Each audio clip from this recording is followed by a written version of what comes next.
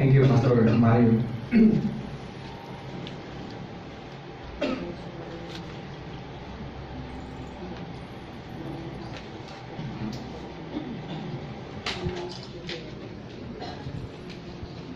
Like red roses, yellow ribbons have become a symbol of love.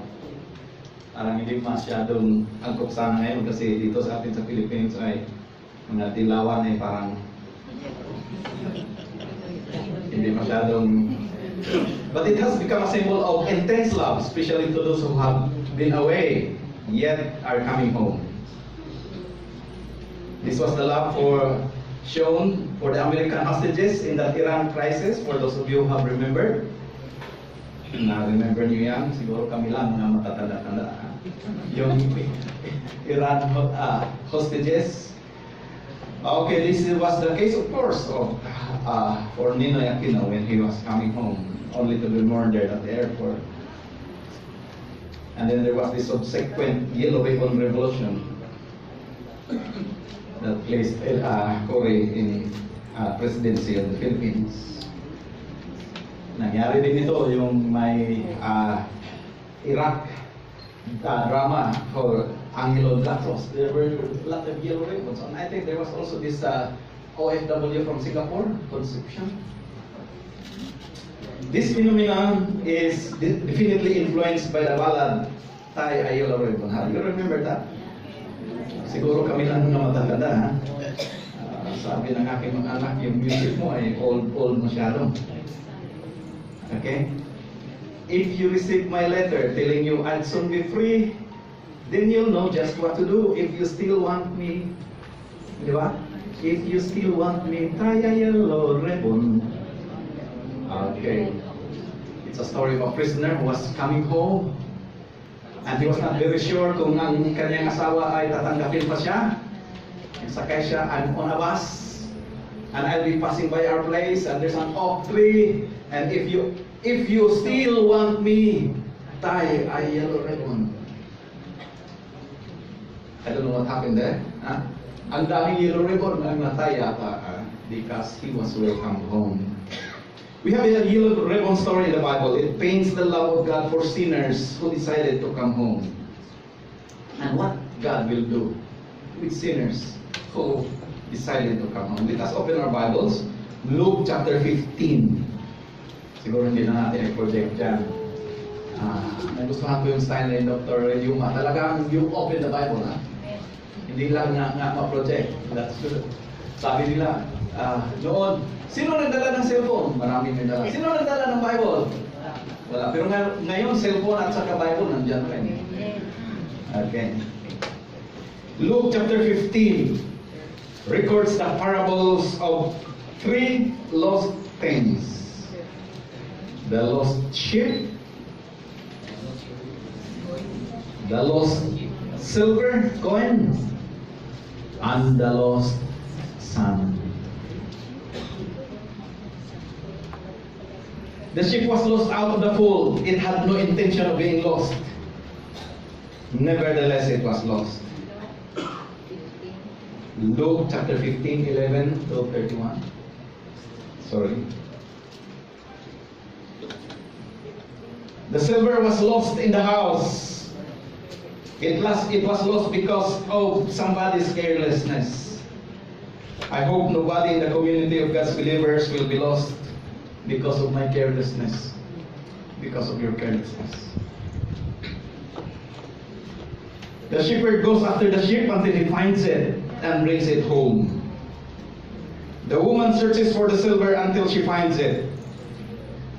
Itong dalawang parables would have been enough to illustrate the fact that the God we serve is a seeking God.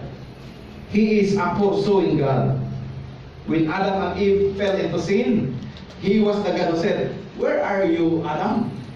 Actually, He knew where Adam was, isn't it? And He was asking the question for the sake of Adam. And, siguro one time, I think, Dr. Yuma, when you were still editor of the Philippine Publishing House, we had some conversation on maybe we'll prepare a devotional. I hope that we'll have a devotional that will 365 days will do the attributes of God. I think it was in Baguio and said, one of the greatest attributes of God is God gives, isn't it? God gives. But then this one is God is a seeker. He pursues. Talagang kung in love ka sa you are courting, you pursue, ha? Diba? And this is the kind of love. He is a pursuing God. The parable of the prodigal son is the most wonderful of the three parables. Why? It is the most wonderful numerically, for the loss of the sheep was 1 in 100. The loss of the silver was 1 in 10. But the parable of the prodigal son suggests the loss of half of all the father possessed, because he had only 2 sons. That is 50%. The loss of the sheep can be replaced by buying another sheep. The loss of the silver could be explained, but the third loss was too great to be replaced and too crushing to be made lighter by explanation. Can you replace a son? It's very hard to replace. The parable of the prodigal son is the most wonderful because a straying man can be brought home as the lost sheep or restored as the lost silver. The son is a free moral agent. May sariling utak na yan eh. Responsible for his conduct and his decisions. The prodigal chose to go away, and the prodigal had to choose to come home. And he did come home, according to Illinois Christ Object Lessons, page 202. It was the father's love that convinced the son to come home. What kind of love is this that even hardened hearts of seasoned sinners melts under the pressure of its power? I invite you to experience and feast on this love this morning as we reflect on the parable of the prodigal son. The story opens with the father and the son deep in conversation in the old mansion with its handsome surroundings. I guess this would be comparable to the place of Dr. Tam. No?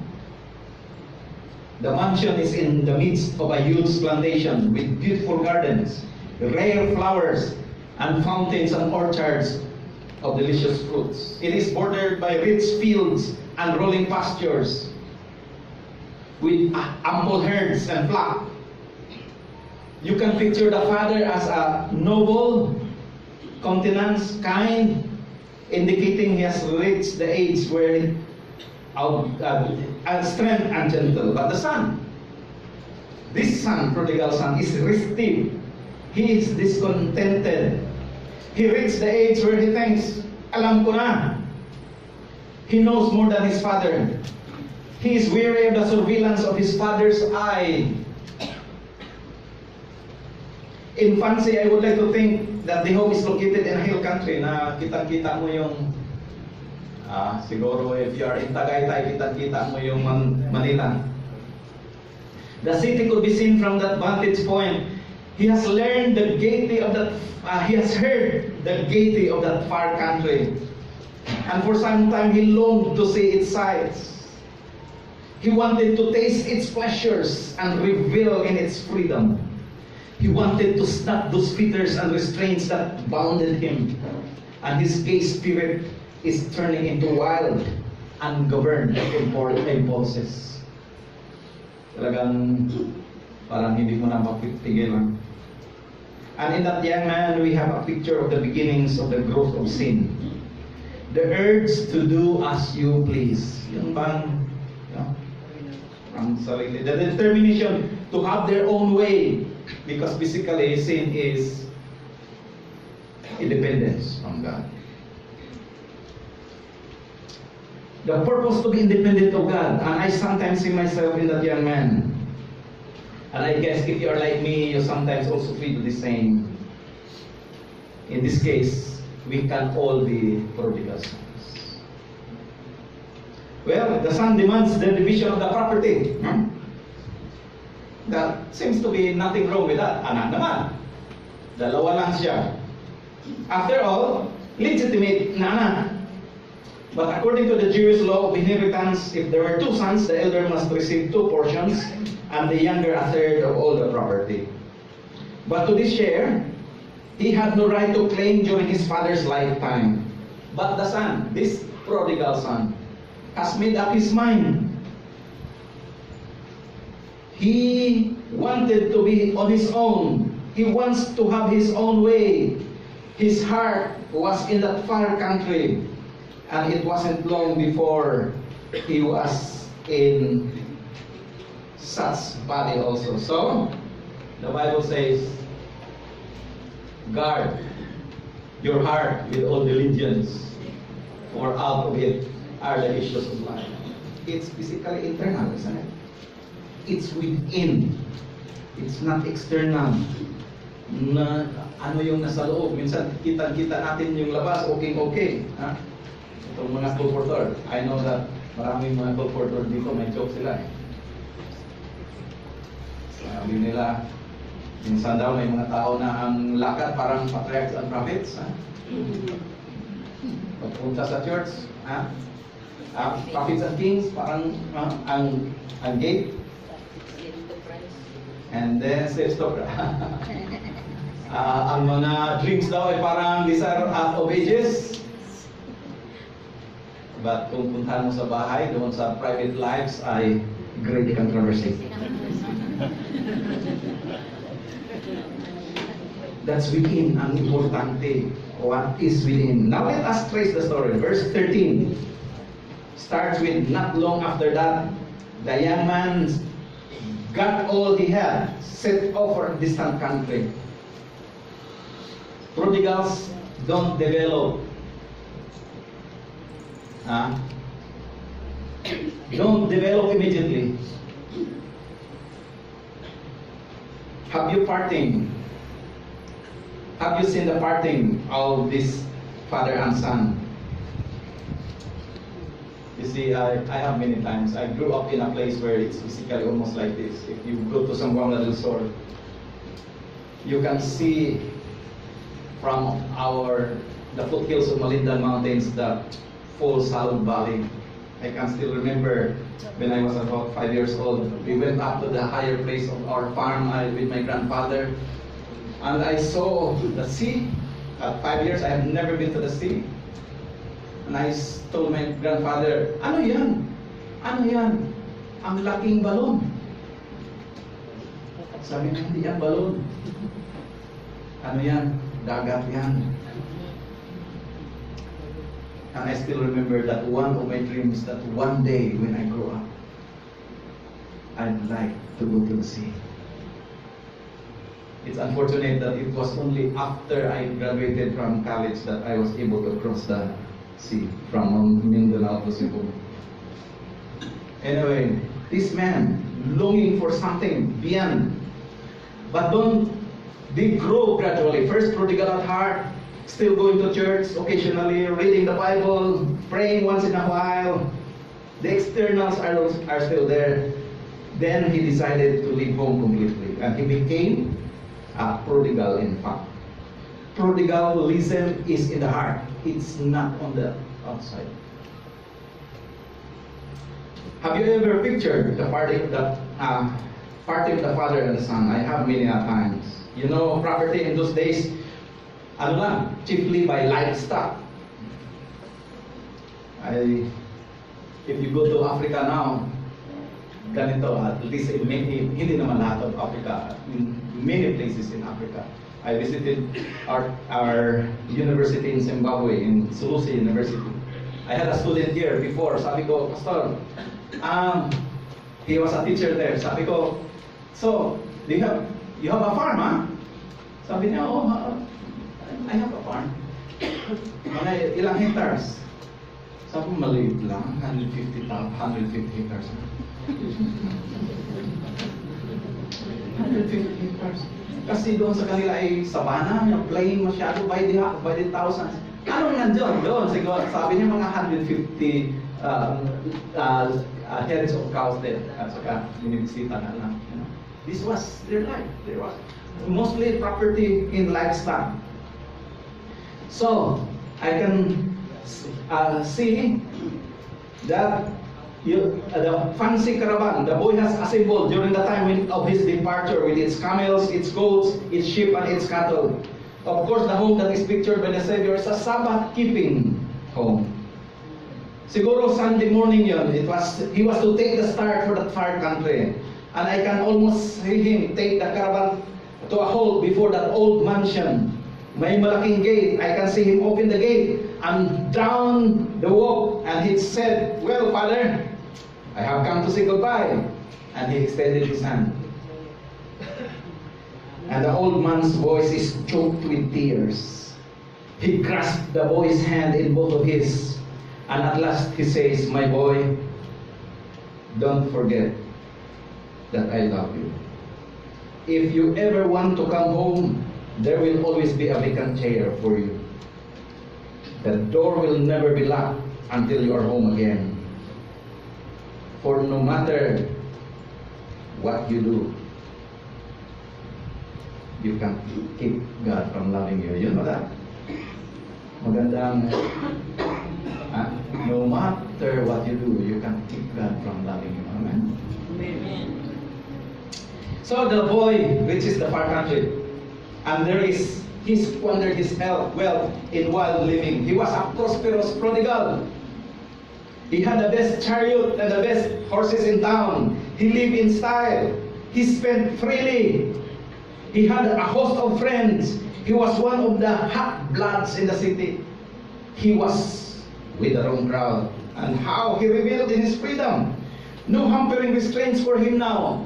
No binding influences. No chilling cautions. He plunged into the gay whirl of the fast city. He plunged into the fascinating games of chance. Ang daming casino. And his life a constant merry-go-round of pleasure.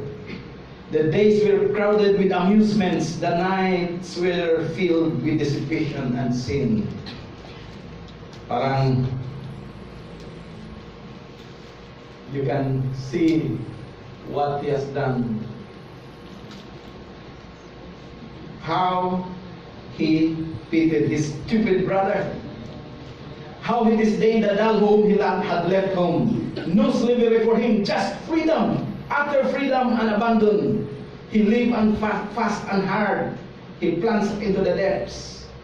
He abandoned himself to the world of passion. But was it freedom? Was it really freedom? In fact,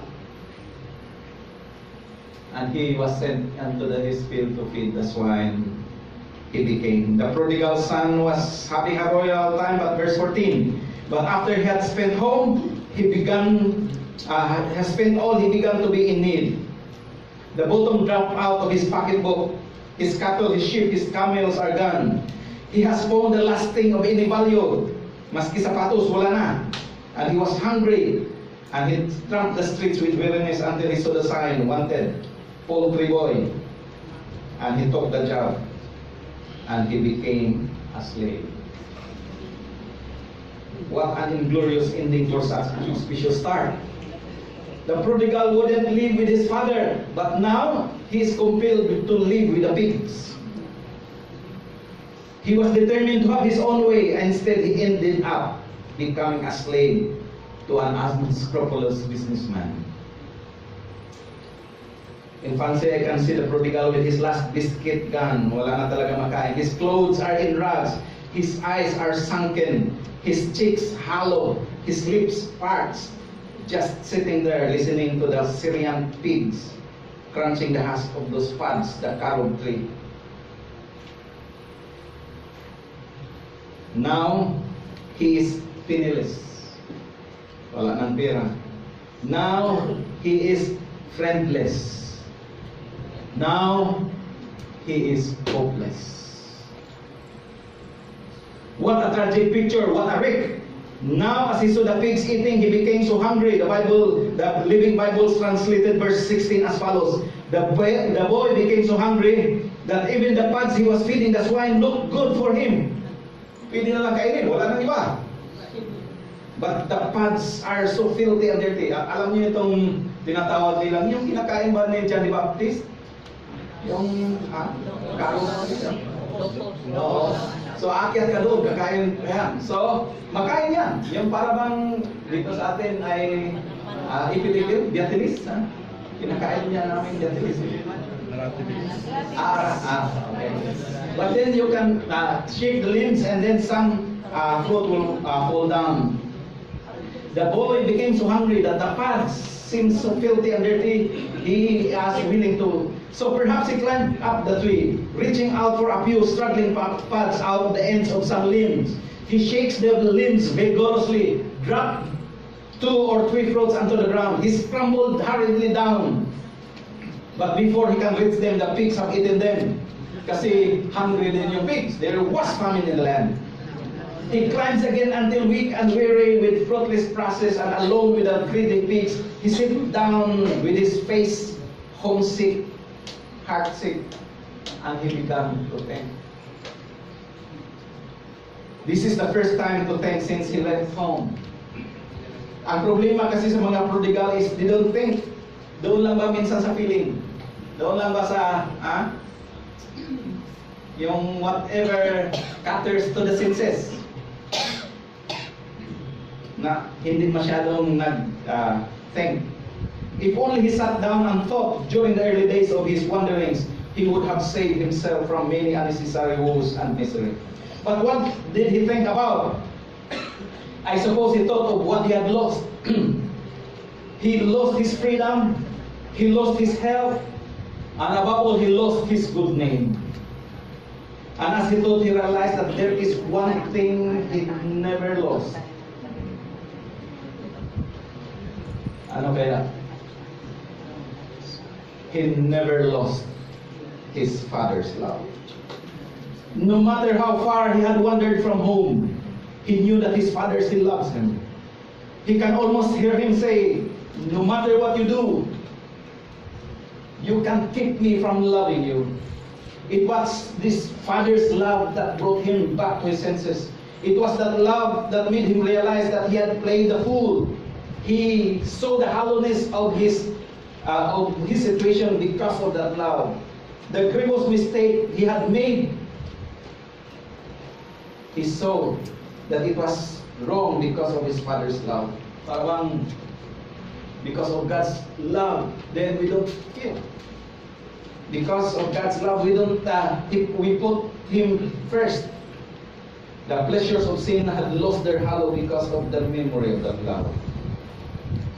And as he thought, he pictured his father's face.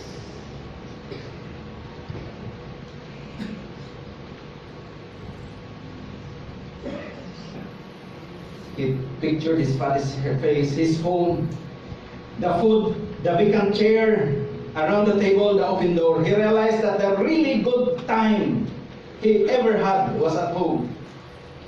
He remembered the invitation of his father during the time of his departure. Sabi, my son, you can come home anytime. I still love you. You are free to choose, but you can choose to come home. The blessed thought startled him. He wondered why he had not thought of it before. He knew he had wronged his father. He had disgraced his soul. And with only God and the pigs to see, he wept. Everything said, go home. The promptings of his conscience said, go home. The pangs of his hunger said, go home. The rods of his misery and the very pigs that surrounded him granted, go home. Go home. His memory aroused him. His conscience pricked him. His misery stirred him, but it was his fears drove him. His hope grew him, but it was the promptings of his father's love that made him resolve to come home. The second step in growing in righteousness is resolve. He said, I will arise and go to my father. He started to come home. He dropped the old swine's stuff, yung ginagamit nila para sa mga baboy. He need to do that for him to come home. That means it's not enough to say, I'll be coming home, but then you are still sitting down at the pig pen. It is not enough to desire to come home. It is not enough to resolve to come home. It is true, no matter what you do, you can keep me from loving you, but only those who comes home can enjoy the sweetness of the Father's love. Salvation comes not only with act. Salvation comes only when action is done. It's not just a mental exercise. The three steps in the salvation of the prodigal were this. First, he began to think. Second, he resolved. But then, lastly, he acted. This is what God's love can do to us. It would compel us to repentance, but it would also bring us to the fruit of righteousness, of repentance. Repentance is not fears. It's not tears. It's not sorrow. It is promising to come home. It is turning right about face and putting our back to sin and the pig pen. Repentance is turning from sin to God. So the knowledge of that love made him to come home. The realization. And so what he did? He sensed that it was his sins that broke the relationships. He had his confession thrown out. Di ba? Verse 18 and 19. Anong sabi niya? Sabi niya, I will arise and go to my father. I will say to him, Father, I have sinned against heaven and before thee, and I am not worthy to be called thy son. And then there is this very important word. Said, make me. Ano nga dyan? Sabi? As one of your hired servants. Yung pumunta siya doon sa father niya the first time, anong sabi niya? Give me my share. But now he's coming home and said, make me. This is the most important thing in our salvation.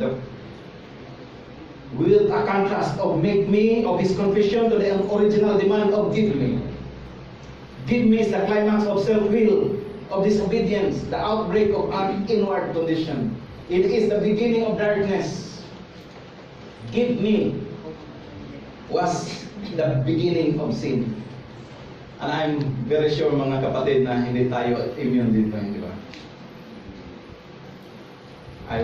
We were once in Palawan, Pastor Abid. When we were there, malaking problema mga Adventist. Bakit? Kasi nagkaka-scam doon ba, no? Di ba? Narinig niyo yung scam? Yung scam doon na ang mga Adventist ang nagdala? Ano, bakit ba nagpabalik-balik itong mga scam? Yung aman, bakit? Actually, these people who are doing this business are very good on psychology. They are making the selfishness of the individual as capital. Yeah. I was a victim myself. Punta akong Mindanao last time and sabi, Pastor, mag-invest ka dito. Malaki ang kita dito. This much percent every month. And I thought, mga anak din, mga asawa din ng pastor eh. Sabi ko, okay din na. So nag-try ako ng say about 20,000. Ay, ang laki ng return. Talaga. Sabi, magkabalik ako doon sa Mindanao and then ang return ba, para bang hindi mo ba hinagawa, no? Hindi ka nag-strive? Ha? Hindi mo pinaghirapan at saka laki. So, kasi wala pang durian dito sa Luzon noon, bili ako ng durian, kain ng durian, wala, paski mga magkano dyan, wala lang, kasi hindi, pira sa, hindi pinaghirapan. Then, later on, I put a little bit money, a little bit more. Dumadating pa rin, sabi ko, okay So, pagdating ko doon, sabi, kailangan ng liman sa mag-assist doon sa Lord's Word. Okay, ako, bahala. Monthly, ako. So, then may isang district pastor, sabi, Pastor, kailangan namin na magbili ng luti dito, malapit sa highway doon sa Buanga del Sur. Kasi nag-evangelistic meeting kami, may mga bagong Adventist doon. Sabi ko, okay! Galing doon eh. Hindi sa akin It's easy to give if it doesn't belong to you, you know? So, bili ako ng lote. And then later on, sabi magkalulay tayo. Ganda talaga ito. Wala kasing forlo kami, mga Pilipino. Sabi ko, magkabakasyon tayo dito kasama mga bata. Lagay ako ng mas malaki-laki pa. Sabi ko, bakasyon talaga tayo dito. And nag-issue ng post-dated check. Doon na ako nadali.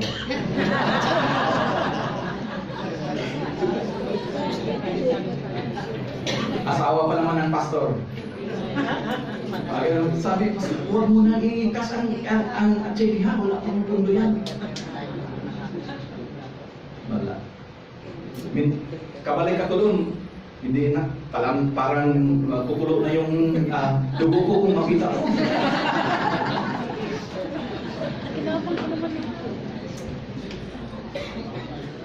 Fortunately, maybe fortunately, galit na ako, galit na yung aking misis.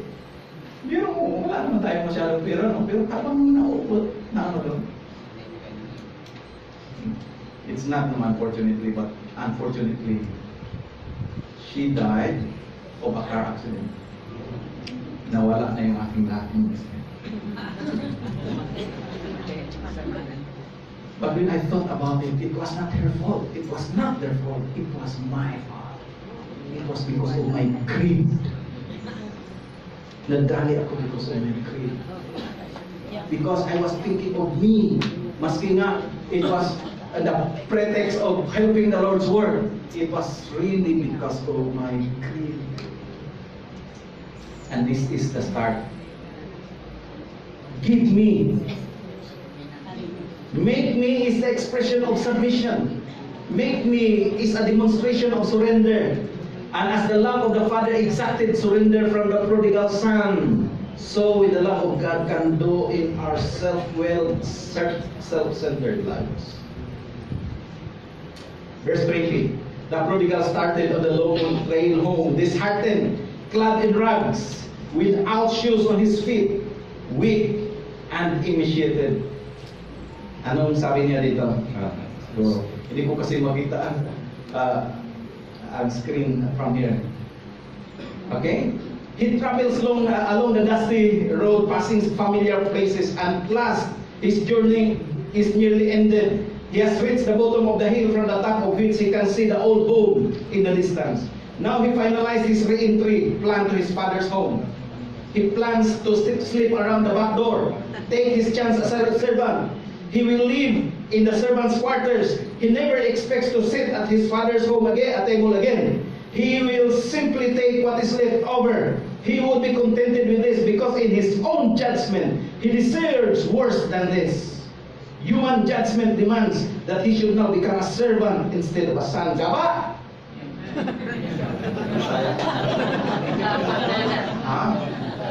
Mirisi. He deserves it, isn't it? Yes. That's our justice. Patay. But not with God. But that young man has underestimated the profoundness of his father's love. In fancy, I would like to picture the homecoming of the prodigal. The sun is now sinking in the golden west, but the old man is still standing at the top of the hill, as he has done ever since his boy left home.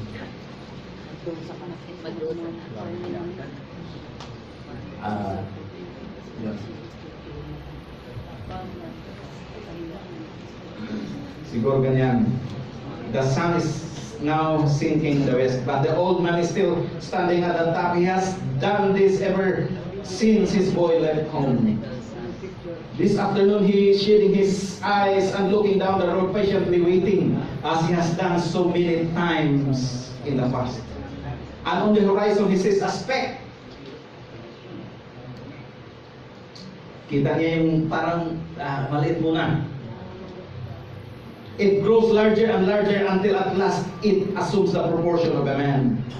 The father saw a man prematurely old, since stained stooped, rugged, emaciated, limping. But the father's eyes grew dim with age, are sharp with love, and those eyes recognize the boy. Sabi natin ngayon, love is blind. No, it's not true. Love is farsighted.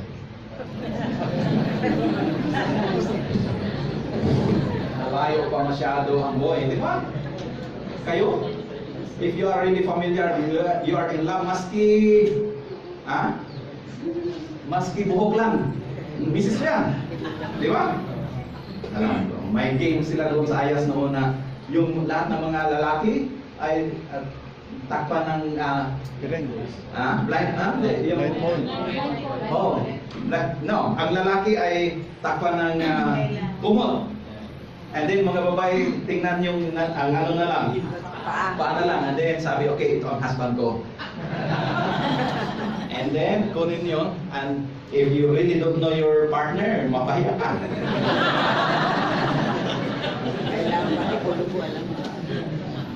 To those who are in love, maski amoy lang, kilala namin. It's because of relationships, isn't it? Because that has been this so much.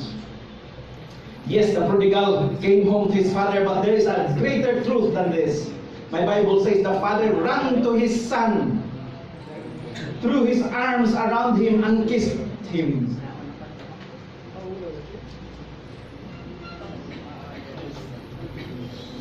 Terribly embarrassed, feeling very awkward, he starts to confess. Verse 21. Father, I have sinned against heaven and against you. I am no longer worthy to be called thy son. Tingnan niyo yung Bible niyo. He never finished his plan confession. Hanggang dyan na lang siya. Sasabihin sana, make me your servant. Wala, hindi na siya. No? And this is what I like with our God. Alam na niya ang anong gagawin niya sa atin. Noon pa. But only he never was allowed to finish his confession. The young man was overwhelmed by the show of his father's love. Unfolding in his own eyes is the nature and power of his father's love. He now realized that aside from the drawing power of that love that pulled him back home and exacted the surrender of his will, it is also a forgiving love. It forgave the son before he even finished his confession. Minsan sasabihin natin mag-confess tayo, parang we will be forgiven. The provision for our forgiveness is already there. Amen? Sabi nila, ang forgiveness ng Panginoon is it covering even the future sin that we will be making. Maski hindi pa tayo nakasala, the Lord has already a forgiveness. Hindi ba? It is a forgiving love. It forgave the prodigal before he even finished his confession. But it is also a recreating love. It makes everything new. The best robe the father offered to the son recreates him from being a sinner into a saint. The ring the father gave him restored him into sonship from slavery. The sandals gave him freedom from bondage. What a love! What a wonderful love! And this love is for you, and this love is for me.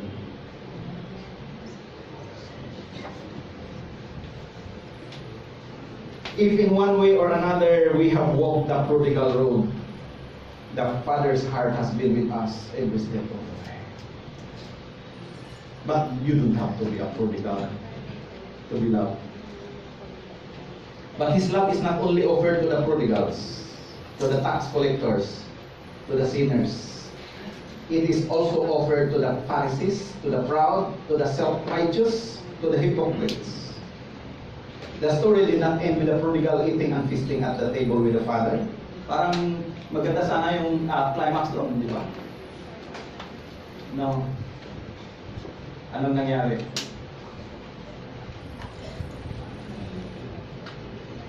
But His love is not only for the prodigals. While there was music, laughter, eating, and joy in the kitchen, there is bitterness and hatred in the elder brother's heart.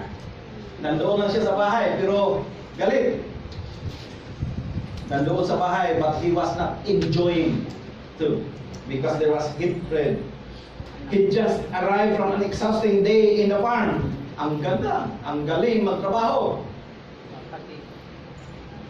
The sounds of rejoicing kindles no gladness in his heart. In fact, he became jealous and more offended and insulted with the joy of his father upon the return of the dusty prodigal son.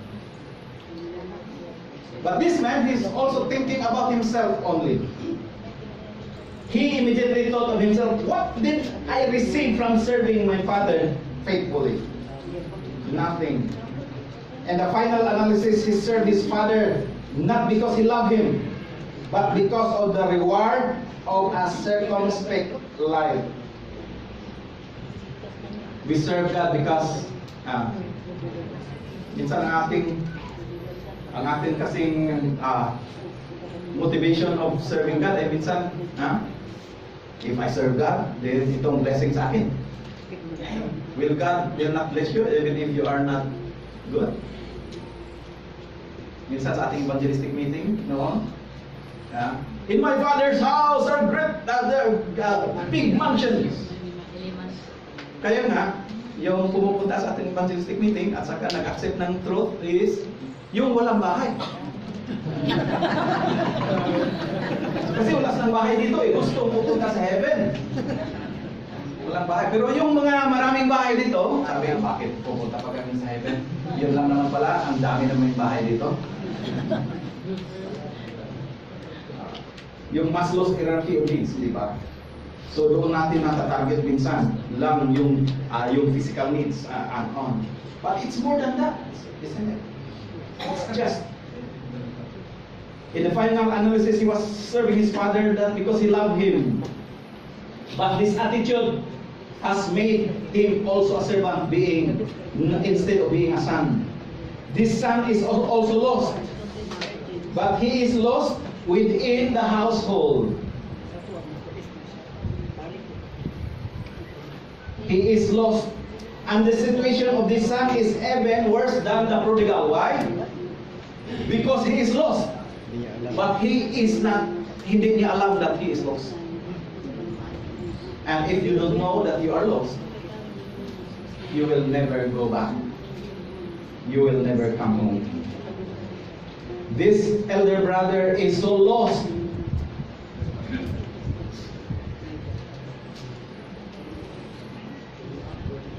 that he can never, in fact, consider his returned brother as his brother. You see, tingnan niyo yung Bible niyo. He is so ashamed of this brother. He decided not to do anything with sinners. He bluntly said to his father, "Your son has come home." Sabi niya, bumalik yung anak mo. Hindi siya nagsabi, bumalik yung aking kapatid. Yung anak mo, bumalik.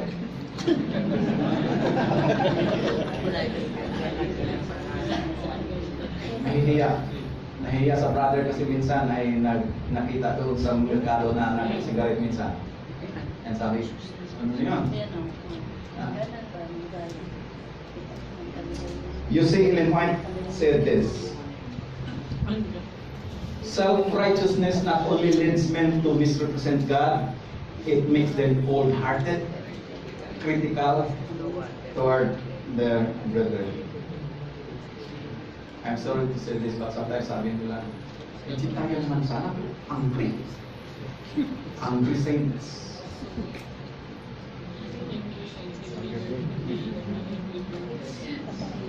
It makes them cold-hearted, critical. And this elder son, in his selfishness and jealousy, stood ready to watch his brother, to criticize every action, and to accuse him for the least deficiency. He would detect every mistake and make the most of every wrong act. This he would seek to justify his own unforgiving spirit. And many today are doing the same while the soul is making its very first struggles against the flood of temptations. They stand by, stubborn, self-willed, complaining, accusing. They may claim to be the children of God, but according to Ellen White, they are acting out of the spirit of Satan. Masakit, no? Sabi ni Elder Bradford before, problema natin daw minsan is nakita natin na sa Bisaya pa nagkiyang-kiyang na, no? Limping, pumunta sa church, sabi, bakit ka nagkiyang-kiyang? And they are already wounded and we shoot them so that they will die. But this is the good news. As the father dealt lovingly with the prodigal, he with tender love also dealt with the elder brother. When Jesus told the parable, the prodigal was made to represent the publicans, the tax collectors, the sinners.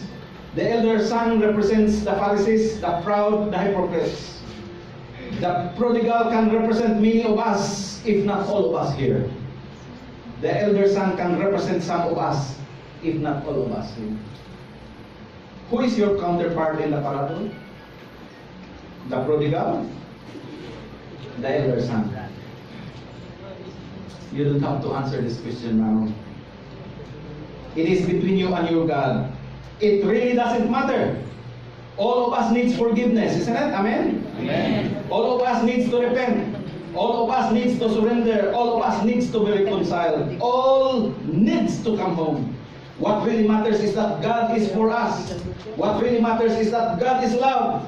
His love is a searching love. His love is a reconciling love. His love is a recreating love. His love is a forgiving love. His love gives freedom. His love liberates us from being prodigals, from being hypocrites, from being proud. We are all sons and daughters of God. Christ died for us while we were yet what? Sinners. Sinners, and had nothing in us to attract God's love. Why should we doubt His present forgiveness? Why should we think that one mistake automatically breaks our relationship with God? God is for us. He is our loving Father. And let us leave this spiritual potluck with something to take home. Open the containers of your heart and fill it with God's searching love. Amen.